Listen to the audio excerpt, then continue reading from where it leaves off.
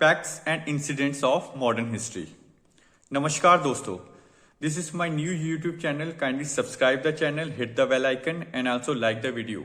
It will motivate me to bring new such informative videos. आज हम बात करेंगे जो भी important facts and incidents से related जो कि हमारे modern history में हुए हैं.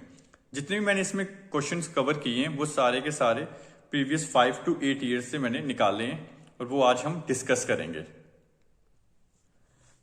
तो सबसे पहला क्वेश्चन है कि इंडियन नेशनल कांग्रेस कब बनी थी. तो इंडियन नेशनल कांग्रेस बनी थी 1885 में और किसके द्वारा बनाया गया था? एओ ह्यूम द्वारा. और उस टाइम पे हमारे गवर्नर जनरल कौन थे? वो थे लॉर्ड डफरिन. और फर्स्ट इंडियन नेशनल कांग्रेस का प्रेसिडेंट कौन था? डब्ल्यू.सी. बनर्जी. यही है जो क्वेश्चंस कॉम्पिटिटिव एग्जाम्स में उल्ट फुल्ट करके वो पूछते हैं. अगला क्वेश्चन है बंगाल पार्टीशन. बंगाल पार्टीशन कब हुआ था? 16 अक्टूबर 1905 में. उस टाइम पे जो हमारे गवर्नर जनरल थे वो थे लॉर्ड कर्जन. और 1905 में ही स्वदेशी मूवमेंट भी स्टार्ट हुई थी. फिर जो अगला क्वेश्चन है वो है सूरत स्प्लिट. सूरत स्प्लिट का मतलब है कि जो इंडियन नेशनल कांग्रेस थी उनके बीच में कब दो गुट बन गए थे, दो ग्रुप बन गए थे. एक एक्सट्रीमिस्ट का बन गया था और एक मॉडरेट का.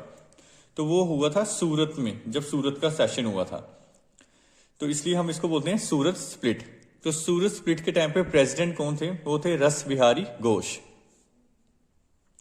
1906 में ही मुस्लिम लीग भी फॉर्म हुई थी और ये हुई थी बांग्लादेश की जो कैपिटल है ढाका वहां पर. और इसके जो प्रेसिडेंट मतलब किसने इनको फॉर्म किया था? वो किया था आगा खान ने. 1909 में मोले मिंटो रिफॉर्म आया. ये भी याद रखना है, ये भी कई बार कॉम्पिटिटिव एग्जाम्स में क्वेश्चन रिपीट होता है कि मोले मिंटो रिफॉर्म कौन से ईयर में आया था. तो वो आया था 1909 में. फिर क्वेश्चन है कि दिल्ली दरबार कब किया था. तो मैं आप लोगों को बता दूं कि आज तक जो मॉडर्न हिस्ट्री की अगर हम बात करें तो टोटल 3 बार ही दिल्ली दरबार हुआ है. ये हुआ 1877 में, 1903 में और 1911 में. तो आप लोगों ने बताना है कि 1877 में किसकी कोऑर्डिनेशन की थी और 1903 में किसकी कोऑर्डिनेशन की थी. जैसे कि 1911 में मैंने बताता हूं कि जॉर्ज 5th जो थे किंग, उनका स्वागत किया गया था दिल्ली दरबार में. अगला क्वेश्चन है गदर पार्टी. गदर पार्टी कब फॉर्म हुई थी? वो हुई थी 1930 में. इसके जो पहले प्रेसिडेंट थे गदर पार्टी के वो थे सोहन सिंह भाकना. और ये फॉर्म्ड हुई थी यूएसए में. यूएसए में सिटी है सैन फ्रांसिस्को, वहां पर. और इनके जो पहले लीडर थे जिनके अंडर ये फॉर्म हुई थी उनका नाम था लाला हरदयाल सिंह. तो मैं आप लोगों को बता दूं प्रेसिडेंट जो पहले इनके बने वो सोहन सिंह भाकना बने और जो जिनको इन्होंने फॉर्म किया वो थे Lala Hardayal Singh. First world war कब हुई थी? 28 जुलाई 1914.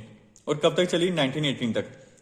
कॉम्पिटिटिव एग्जाम्स में ये 28 जुलाई नहीं पूछता है, पर पूछता है कि ईयर कौन सा था. तो हम बताएंगे 1914 से लेकर 1918 तक फर्स्ट वर्ल्ड वॉर हुई.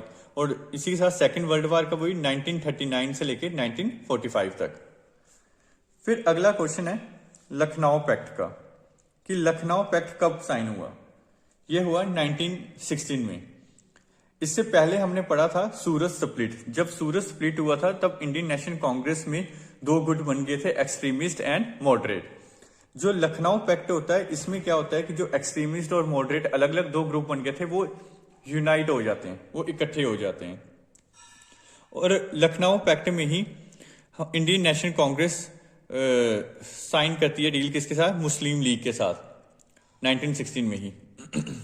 और इस टाइम के जो प्रेसिडेंट थे लखनऊ पैक्ट में, जो आईएनसी के प्रेसिडेंट थे इंडियन नेशनल कांग्रेस के, वो थे अंबिका चरण मजूमदार. फिर बात करते हैं home rule movement. Home rule movement बाल गंगाधर तिलक और एनी बेसेंट ने चलाई थी. ये चलाई थी 1916 में और 1918 तक चली थी ये होम रूल मूवमेंट. मैं आप लोगों को बता दूं एक बार फिर से कि ये सारे के सारे बहुत ही इंपॉर्टेंट क्वेश्चन है. एक कॉम्पिटिटिव एग्जाम्स में बार बार रिपीट होते हैं, यानी कि ये रिपीटेड क्वेश्चन है. तो इसमें से एक भी क्वेश्चन छोड़ना नहीं है और इसको बार बार रिवाइज करना है. चंपारण मूवमेंट, ये गांधी जी का पहला इंडिया में मूवमेंट था, फर्स्ट सिविल डिसोबीडिएंट मूवमेंट था गांधी जी का चंपारण मूवमेंट। ये स्टार्ट हुआ था 1917 में, और राजकुमार शुक्ला थे जिन्होंने गांधी जी को बुलाया था कि आप इस मूवमेंट को लीड करो। ये इंडिगो कल्टीवेटर्स के लिए था कि इसमें इंडिगो की खेती ज्यादा होती थी, लेकिन जो इंडिगो की खेती होती थी इसके बाद में होता ये था कि वो जगह अगले 5 से 7 साल के लिए बेकार हो जाती थी। तो ये इससे रिलेटेड था। तो गांधी जी चंपारण आए थे बिहार में इस मूवमेंट को लीड करने के लिए। फिर उसके बाद में गांधी जी ने 1917 के बाद में 1918 में 2 और मूवमेंट्स को लीड किया, Kheda and Ahmedabad mill strike. मैं आप लोगों को बता दूं कि क्वेश्चन कभी कभी कॉम्पिटिटिव एग्जाम्स में ये भी पूछता है कि फर्स्ट टाइम हंगर स्ट्राइक जो गांधी जी ने की थी वो किस मूवमेंट में की थी। तो वो की थी अहमदाबाद वाले मिल स्ट्राइक मूवमेंट में। इसमें उन्होंने गांधी जी ने फर्स्ट टाइम हंगर स्ट्राइक की थी। फिर बात करते हैं जलियांवाला बाग मैसेकर। ये हुआ था 13 अप्रैल 1919 में। इसी के ही जो ये मैसेकर हुआ था, इसी की जांच पड़ताल के लिए सरकार ने हंटर कमीशन को अपॉइंट किया था। रॉलेट एक्ट भी आया था 1919 में, जिसका नाम इस चीज से भी वो मशहूर था, नो दलील नो वकील के नाम से भी। फिर खिलाफत मूवमेंट आया था 1919 में। जो 1919 में खिलाफत मूवमेंट आया था, इसके वो जो लीड कर रहे थे उनके 2 मेन प्रोमिनेंट लीडर थे। एक थे मोहम्मद अली और शौकत अली। ये भी इंपॉर्टेंट है, ये भी कॉम्पिटिटिव एग्जाम्स में पूछ लेता है कि खिलाफत movement was started by whom. तो उसके ऑप्शन होते हैं मोहम्मद अली और शौकत अली, जो इनके राइट आंसर है। फिर इसी की सपोर्ट में गांधी जी ने स्टार्ट किया था नॉन कोऑपरेशन मूवमेंट, जो कि 1920 में स्टार्ट हुआ था नॉन कोऑपरेशन मूवमेंट। जैसा कि मैंने बताया कि नॉन कोऑपरेशन मूवमेंट 1920 में स्टार्ट हो जाता है गांधी जी द्वारा, बट ये विड्रॉल हो जाता है 1922 में, जब चौरी चौरा इंसिडेंट हो जाता है। चौरी चौरा इंसिडेंट इसलिए मशहूर है क्योंकि उस टाइम पर भीड़ ने एक थाने को आग लगा दिया था उसको बंद करके, और उसके अंदर ही बहुत सारे हमारे इंडियन सिपाही भी मारे गए थे।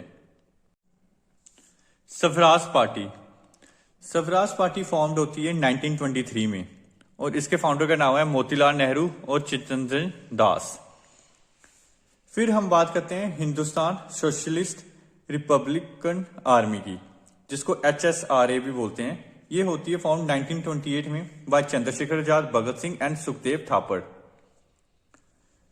इन्होंने ही ककोरी कॉन्स्पिरेंसी यानी ककोरी ट्रेन जो कॉन्स्पिरेंसी थी उसको भी किया था 9 अगस्त 1925 में। लगभग 8,000 रुपए उस टाइम के इन्होंने वहां से चोरी किए थे। नौजवान भारत सभा, ये नौजवान भारत सभा जो थी ये 1926 में बनी थी, और इसको किसने फॉर्म किया था? ये किया था भगत सिंह ने। साइमन कमीशन 1928 में आया था। साइमन कमीशन का ही विरोध करते हुए लाला लाजपत राय उनकी हत्या हो गई थी क्योंकि उनपे लाठीचार्ज हुई थी। फिर पूर्ण स्वराज, जो कि लाहौर सेशन हुआ था 1929 में, जवाहरलाल नेहरू इसके वो प्रेसिडेंट थे। इन्होंने वहां पे पूर्ण स्वराज की डिमांड की थी। Civil disobedience movement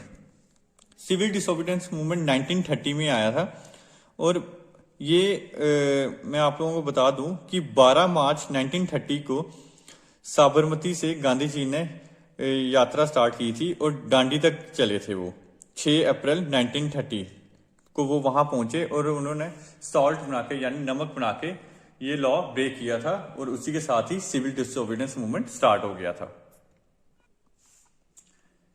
चित्तगोंग armoury raid ये हुई थी 18 अप्रैल 1930 को।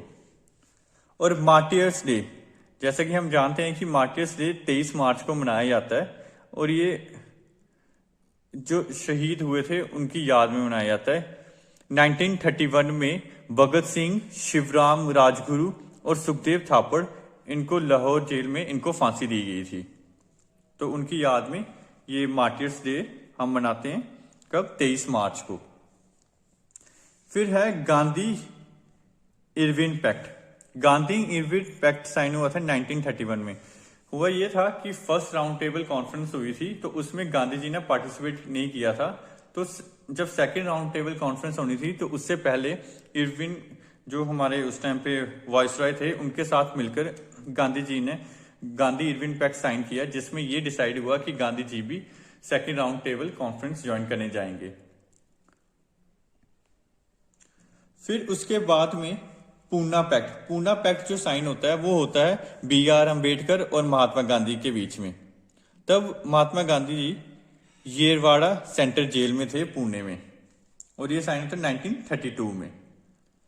सिर्फ एक BR अम्बेडकर और तेज बहादुर सप्रू थे जिन्होंने तीनों के तीनों राउंड टेबल कॉन्फ्रेंस ज्वाइन की थी, और ये तीनों के तीनों राउंड टेबल कॉन्फ्रेंस लंदन में हुई थी और 1930, 1931 और 1932 में हुई थी। इसमें सिर्फ गांधी जी ने जो सेकेंड राउंड टेबल कॉन्फ्रेंस थी 1931 वाली वही ज्वाइन की थी।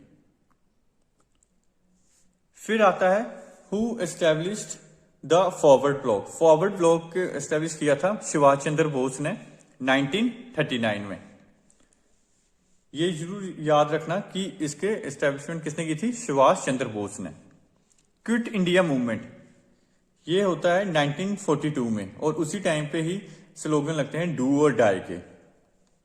1945 में वेवल प्लान आता है, और 1946 में डायरेक्ट एक्शन डे होता है। ये इसमें कलकत्ता में बड़े सारे किलिंग्स होती है, क्योंकि राइट्स होते हैं हिंदू मुस्लिम के बीच में वहां पर।